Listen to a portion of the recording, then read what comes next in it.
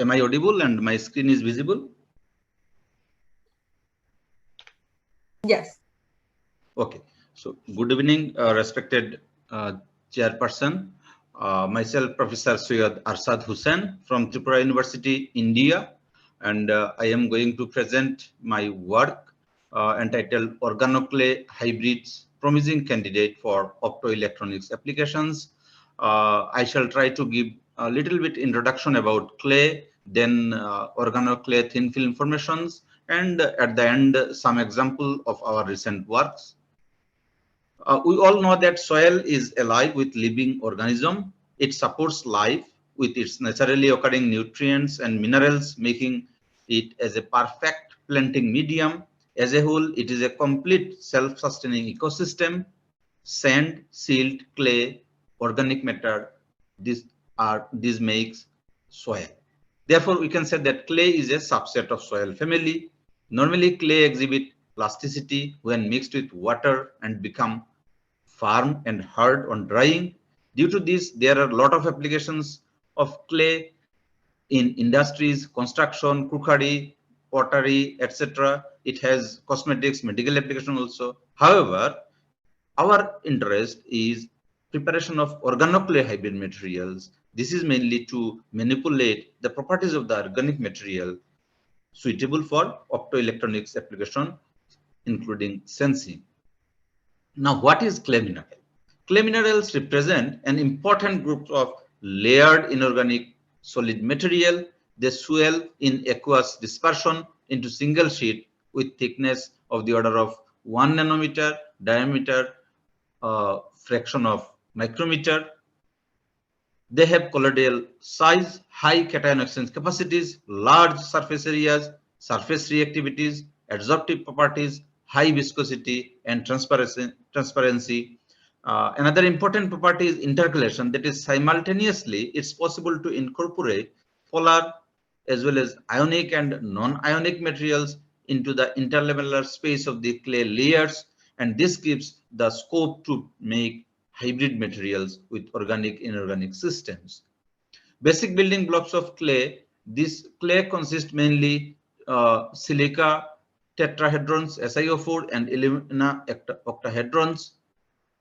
This silica tetrahedrons is schematically it's shown like this, and repeat unit of this joined together to form a sheet. This is silicon sheet, tetrahedral sheet. Similarly, alumina octahedron, this is a single unit, and repeat unit they form a sheet, and this sheet upon sheet form layer, and layer upon layer form crystal. And layering of these two types of sheets, silica and alumina, together result different types of clays, and also based on the composition in between their interlayer space. And in general, one silica layer, one alumina layer, if sheet, if forms the clay, then we say it's TO type, and two silica, one alumina, this is TOT type clay. This is schematically again shown. This is silica sheet, this is alumina, this is again silica, so this is a TOT type clay. Swelling clay, this is clay, and in water it swells even into a single sheet of the order of nanometer, and this swelling is mainly due to intercrystalline hydration swelling. This is due to the hydration of exchangeable cations, and also there are other mechanism. This is osmotic swelling, and this is mainly due to the difference in ion concentration in between the sheets and outside the clay layer, and these two difference water comes and the sheets separate into even single layers upon based on the environment. Intercalations, one can intercalate, that is accommodate organic material, polymeric material in between the clay layer or clay surface through cation exchange reactions or electrostatic interactions. Schematically, it's shown these polymers are intercalated. Here also, these red dots, these are other organic materials intercalated across the surface of the clay crystal, then in between the clay sheets. Here also again, So the idea is one can form different types of structure having different types of organizations of organic material and clay sheet as well as clay layers. And this leads different property of the organic materials. Now, cation exchange capacity is the total capacity of soil to hold exchangeable cations, and this is one of the important criteria to incorporate or other material in between the clay layer or adsorb on the clay surface. And cation exchange capacity mainly gives idea about the total sum of exchangeable cations that soil can absorb. And mainly exchangeable cations are calcium, magnesium, sodium, potassium, etc. And the CEC is conventionally expressed in mega equivalent per gram. We are interested to explore new organoclay hybrid nanomaterials with different functionalities, understand the film hybrid nanofilm formations so that we can apply them for sensing, catalysis, optic, electronics, etc. And these are some related publications. Already we have designed mercury sensor, cholesterol sensor, arsenic sensor, hard water sensor, ion sensor, DNA sensor, etc. And these are some molecular aggregates, and we try to explore the nanomaterial with different functionalities like sensing, biosensing, catalysis, optics, etc. Now, why organoclay thin films are important? This is because the planarity of the pi conjugated system of the confined organic molecules is increased when they are incorporated in between the clay layers or clay sheets, and this extends the pi conjugation length.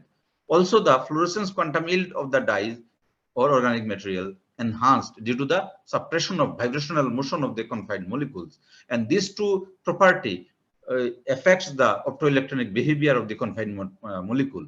Also, one can control the organization or aggregation pattern of the molecule, and the gallery height of the clay layer can be manipulated through drying and swelling. That means one can manipulate the orientation or organization of the organic material, hence the property of the material. Therefore, the system or organoclay material is very important to manipulate the property of the organic material incorporated within the systems. There are two types of organization in such systems. One is clay organization of clay particles and organic molecules within the film. You can see here this red are organic material. This is a schematic, and this clay, black one is clay. And at the same time, another organization is organic material on the top of the clay or in between the clay layer. And if you can play with these two type of organization, you can have different optoelectronic behavior of your confined molecules.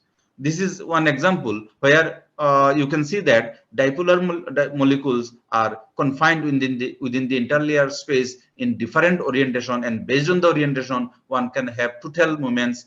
Here you see in the first one not equal to 0, but here it's 0, then again not equal to 0, here again 0. The idea is that one can play with the organization and leading different types of optoelectronic behavior.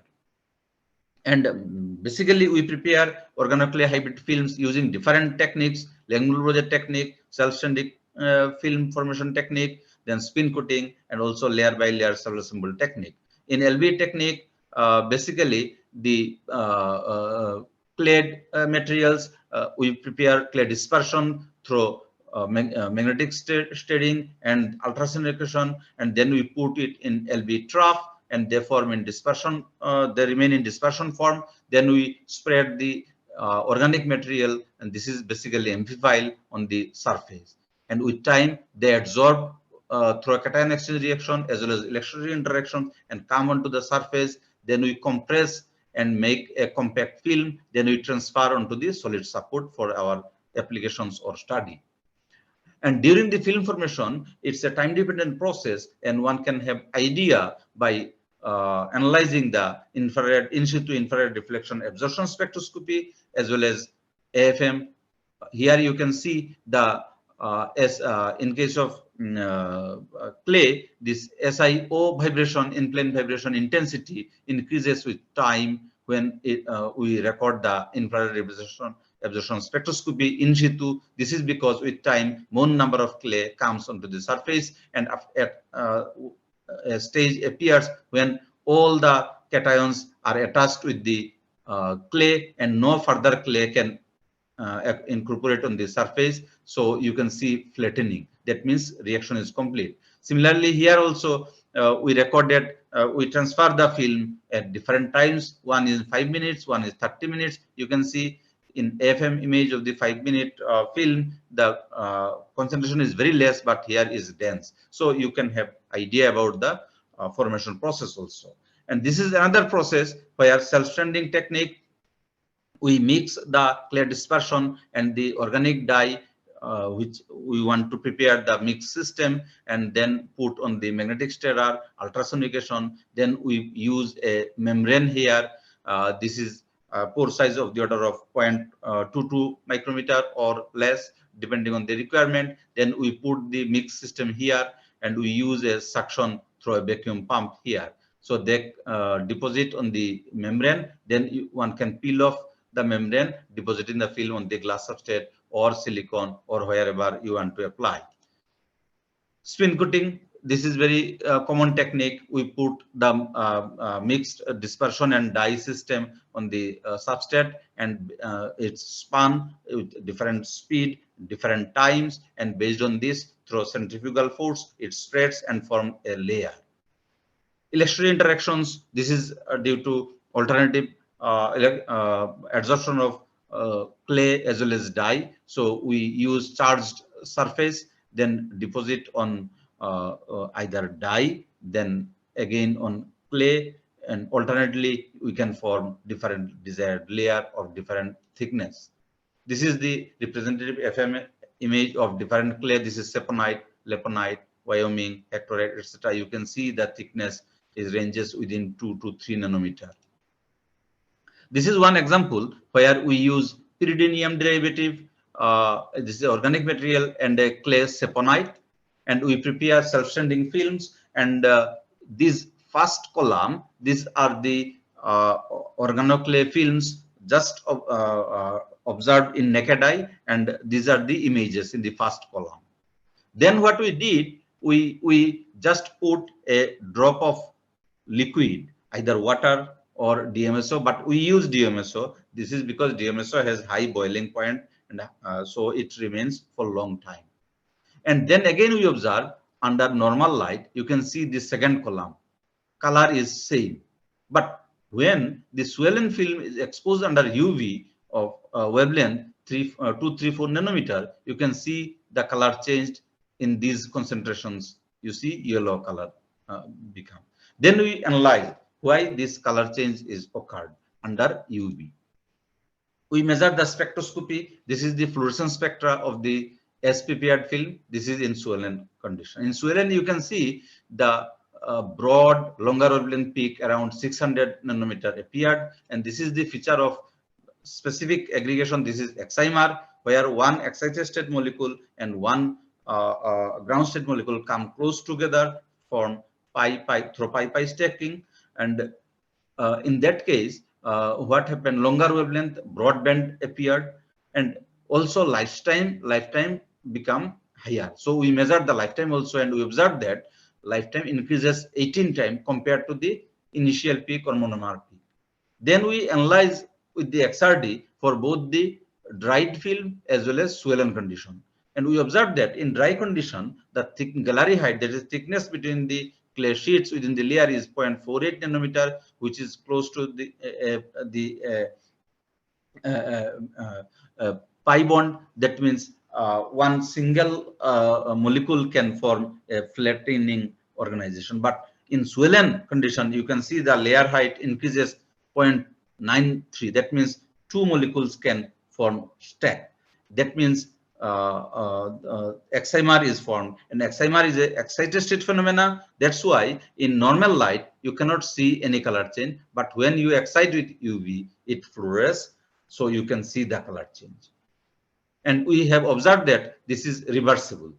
Reversible how? This is S-prepared, this is in swollen under UV. Then we wash out the DMSO or the solvent we used, and then again dry. You can see original color formed, and you can see more than 50 cycle original color is formed. And this is schematically, this is in drying, and this is in swollen conditions. Then we propose this for secret writing, you can see this is the S-prepared film. Then what we did, using a simple hearing word, we dip in DMSO and we write TU here. Then you see in this bottom image, we observe with naked eye, nothing is seen. But when we expose this written thing under UV and you see it's clearly TU written is clearly observed. Then again we wash and dry, you see original color appear. So this is a very good material and we propose it can be used for secret writing. This is another example where one indolil derivative and clay saponite is used. This is freshly prepared film. This is dried state. You see red and swelling state, it's yellow. And this is reversible. We have observed, you see several cycles. And this color is mainly initially due to heating, aerobic oxidation occurs so red color. Then based on this swelling as well as drying, this molecule flatten or tilted structure organization occurred within the clay layer. Accordingly, color switching occurred. So this is also a very good film system which can be used for optical recording or sensing or some other optical applications. And the process of film preparation we have already patented. Then this is another example. This is a clay polydiacetylene systems, and we prepared the again using self-standing systems. And this PDA is mainly polymer of diacetylene monomer, and diacetylene, when organized in a specific order with stacking angles of the order of 45 degree and a distance of the order of 5 Armstrong, and if you expose this under UV, it form polymerize, and initially it form naked eye visible blue color. Then further UV or other external analytes, say temperature, heat, or other external analyte, it again transfer into red color. And interestingly, this blue as well as red transformation is observed through naked eye. Okay, and this blue color is mainly metastable, and this red is stable one. So accordingly, this material is very good for sensing applications. So what we did, we prepared a organic material using imidazole derivative and clay saponite and organoclay systems, and we demonstrated application of this system for volatile organic compound, gasoline adulteration, pollution level in car exhaust, alcohol sensor, etc. You can see this is the schematic of the film preparation process already described. And initially this is colorless. Then we expose under UV, it becomes blue. Then we expose in different VOC, it becomes red. And you can see the response for 12 different VOC. Of course, the response time as well as concentration is different. Then we, for quantification, what we did, we took the image or photo of the film before exposure and after exposure and extracted the RGB value from the images using a simple MATLAB programming and compared this RGB value before and after exposure, and we say this is normalized intensity, and you can see this is linear with concentration as well as time, and from this it's possible to quantify the concentration as well as reaction time also. So this is the reaction of the design sensor on gasoline. You can see the color changes. Then again, gasoline adulteration, what we did, we mix kerosene with the gasoline, and we expose the system up to our design sensor. And interestingly, it has been observed that based on the presence of kerosene, the color change affected both with time as well as concentration, and it's, you see, almost linearly decay the color change with the kerosene concentration. So it's can have idea about the adulteration of the gasoline. Similarly, we apply this to have idea about the car exhaust pollution level.